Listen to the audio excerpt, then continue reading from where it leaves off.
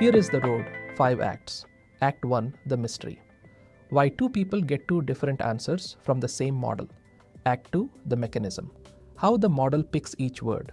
Act 3, the worked example. We will rebuild one bare prompt into a good one, version by version. Act 4, the limits, where careful prompting breaks.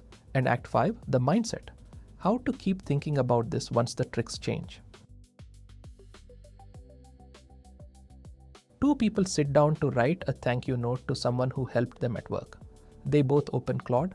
They both use the same model. The first types, "Hey, can you write a thank you message for someone who helped me?" The answer comes back, "Thank you so much for your help. It really means a lot." Could be from anyone. Could be about anything. The second types a slightly different prompt and gets back, "Hey Sam, the way you walked me through the API on Tuesday saved my Friday. Coffee on me next week." Specific, sounds real. Same model, different prompt. The whole video is about what changed. To understand why, you have to know what the model is actually doing. It isn't thinking. It's finishing a document. Imagine you started a sentence. "Yesterday my TV stopped working. Now I can't turn it on at blank." What word comes next? You might guess all, maybe at all. Probably not Thursday. Definitely not banana.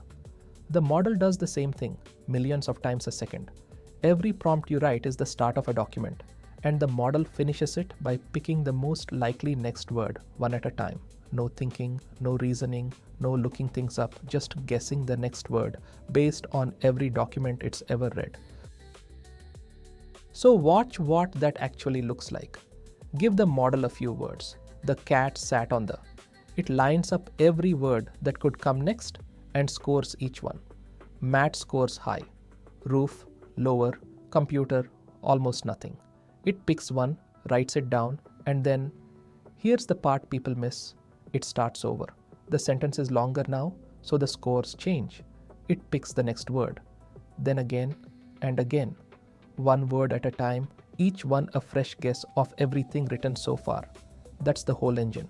No plan for the sentence, no idea how it ends when it begins.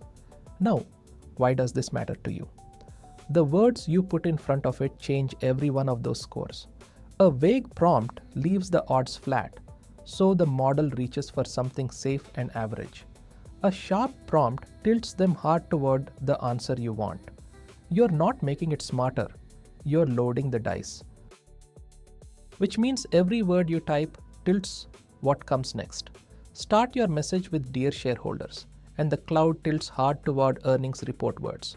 Revenue, fiscal, quarter, start with "once upon a time," and it tilts the other way. There, lived, in. Same model, wildly different worlds. The first 3 words did all the work. Now zoom out.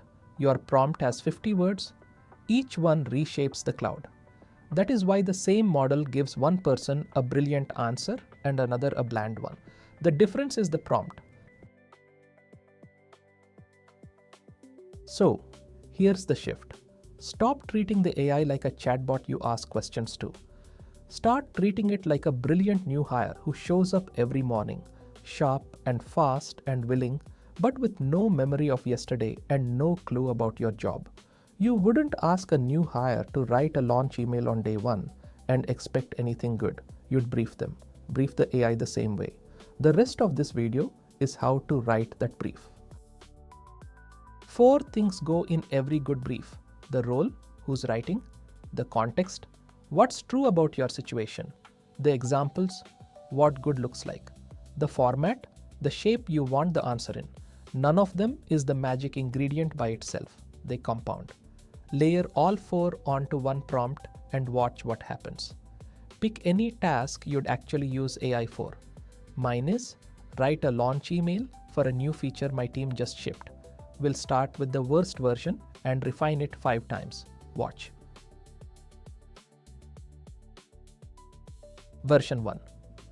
Type the whole task into the box. Write me a launch email for our new feature. Hit enter. What comes back is exactly what you'd expect. Subject, exciting, new feature launch. Body, I'm thrilled to announce our new feature is now live. This game-changing update will revolutionize how you work. Try it today. Generic, cringy, the kind of email everyone deletes before reading. It's bland because the model averaged every launch email it's ever seen. The middle of that average is dull and corporate. Your new hire just gave you the safest possible answer because you gave them nothing to work with. Let's give them something. Version 2. Add one line at the top of the prompt. You write like a friendly product manager. Dry humor, no buzzwords. Hit enter again, watch what changes. Subject, quick one. Body. Hey folks, shipped something today I think you'll like. Reads like a person wrote it, not a press release. The model isn't averaging every launch email anymore. It's narrowing to the smaller pile of emails written in that voice. By naming a role, you reweighted the cloud toward one corner of the training data. Try it with different roles. Write like a Tuesday morning Slack post. Write like a Wall Street press release. Write like a haiku. Each role pulls the answer somewhere else. Role is the cheapest, biggest lever in prompting. One line. Huge shift. But the email still doesn't know anything about your actual feature. That's the next ingredient. Version 3. Add context. What's true about your situation? 3 more lines. The feature is automated weekly report drafting. It cuts the time my team spends writing status reports in half. The readers are existing product managers who already complain reports take too long. Hit enter. Now look at the output. The model knows what the feature does, who it's for, and what pain it solves. The answer comes back specific. Not generic launch language, specific to the actual thing you built. Context closes the gap between the model and your reality. Without it, the model fills in with averages from training data. With it, the model has facts to ground the answer in. Every assumption you don't state, the model will guess. And guesses often miss. So give it the real stuff, what the thing does, who it's for, what changed. Version 4. This is the move that makes the biggest jump. Show, don't tell.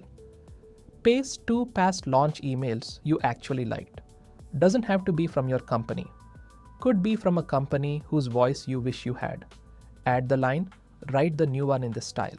Hit enter. Now the output matches the examples, the cadence, the register, the kinds of words it uses, even where it puts the call to action. None of that was in your written instructions. The examples taught it directly. There's a real number behind this.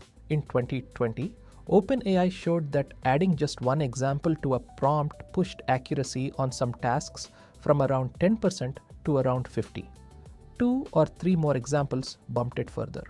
Examples beat explanations because rules are hard to write out completely.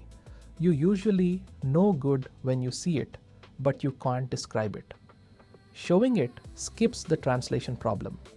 This is the single highest leverage move in this whole video. If you remember nothing else, paste 2 examples of what good looks like every single time.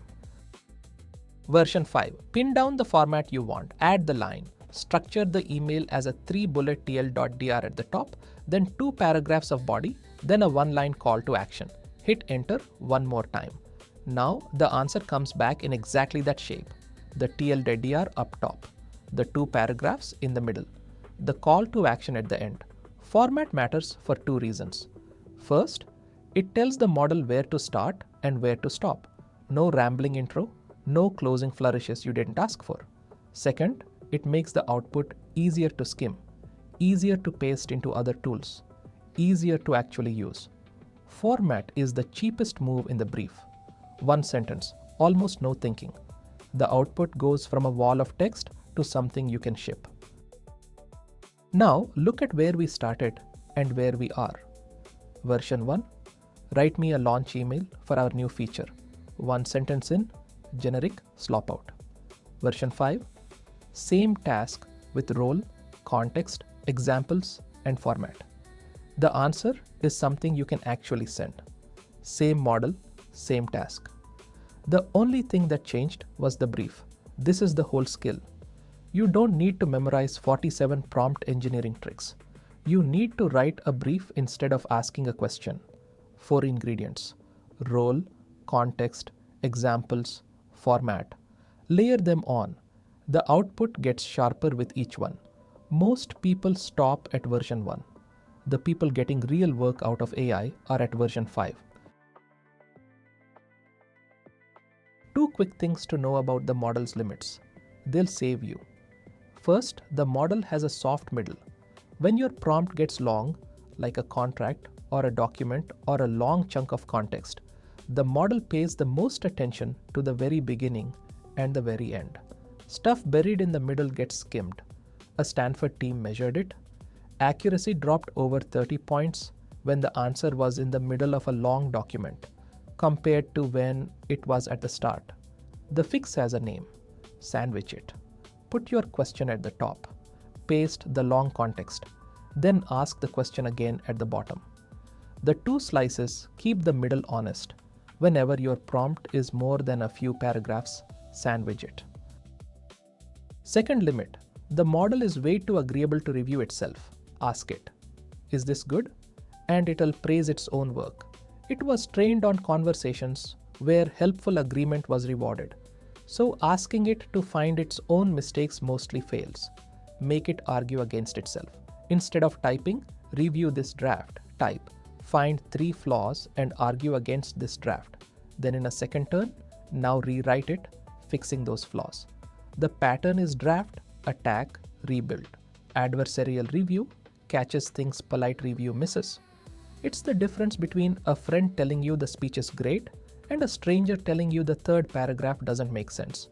Use it whenever the stakes are real.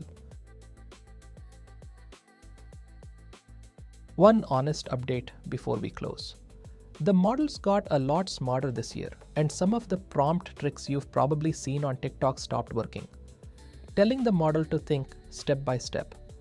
On the newest reasoning models, that gives no measurable lift. They think internally now. Telling it you're an expert. A Wharton study this year found that adding expert personas dropped factual accuracy by about 5 points, tipping it $200, threatening to unplug it. Both measured, neither does anything. The principles in this video, role, context, examples, format, still work. The specific magic phrases need a refresh every 6 months.